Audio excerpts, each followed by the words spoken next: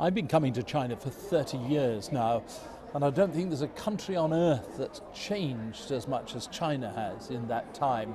But of course, it's making the West feel really nervous. And I'm off now to see whether that nervousness is justified. Hello, Mr. Zhao. Good morning. Hello.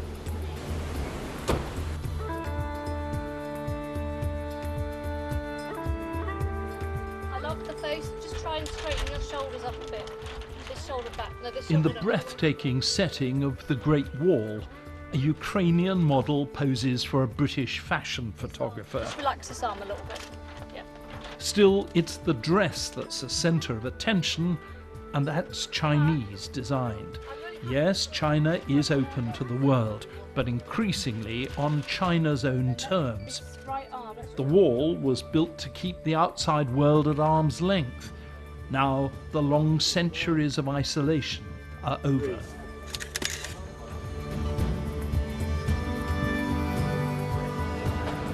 Just checking in now for a flight to Chengdu in the centre of China.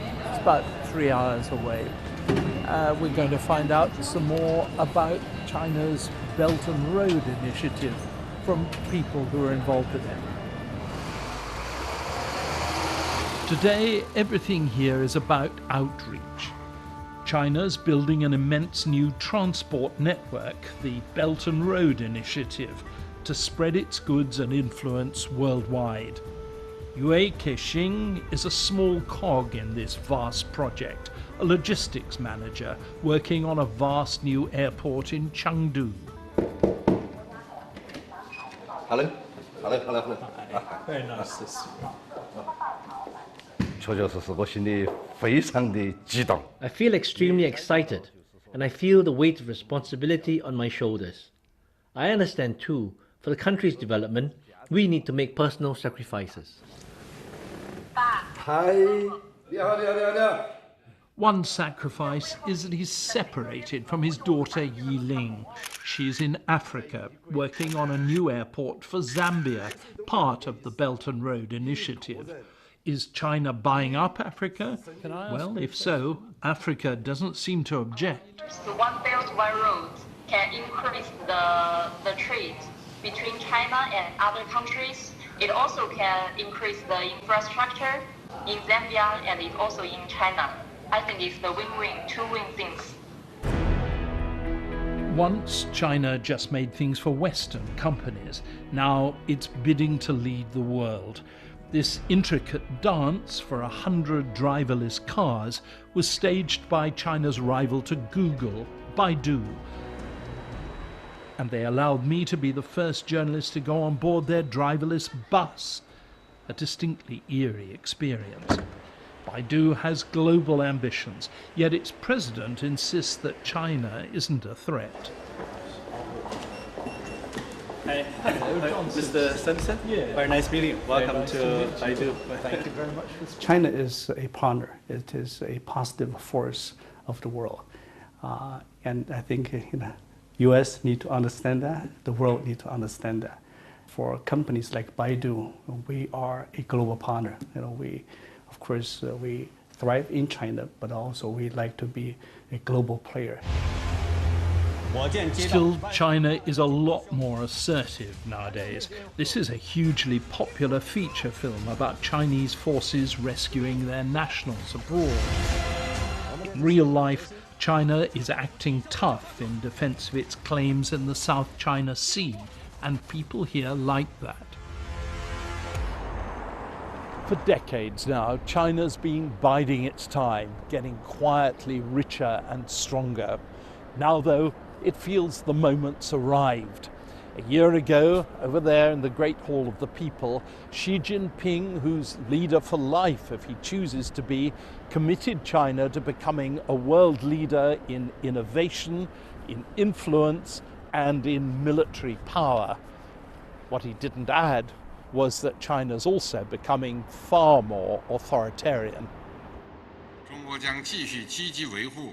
Until President Xi became leader, China was definitely getting more liberal. He's stopped all that. His critics are sidelined, jailed, or simply disappear. My local producer shows me what happens if you try to text the name of a government critic on social media.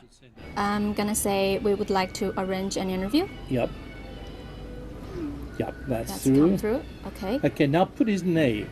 See what happens when you do that. Let's try that. You've sent it, but it's not come through. Nope. So it's blocked.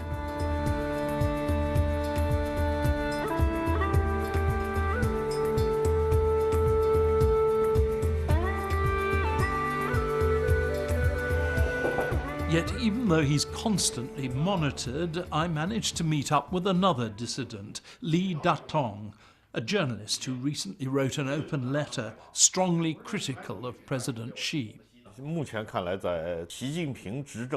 Currently, under Xi Jinping, power is becoming more and more concentrated.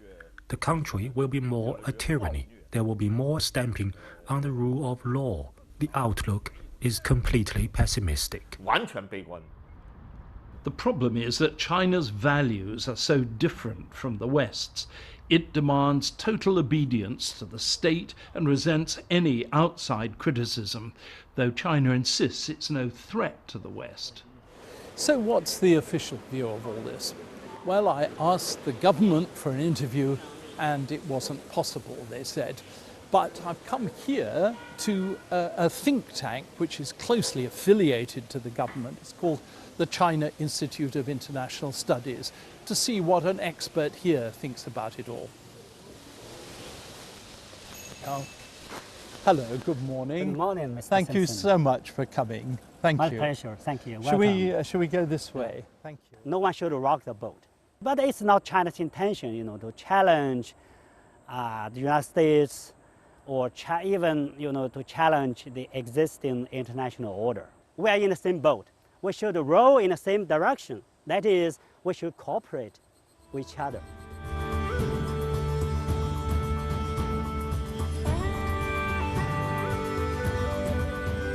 Fine, but what does it all come down to?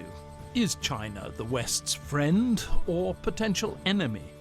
Well, it's too rich and too inclined to flex its muscles to be an easy friend. Yet it's not so much a foe as a competitor.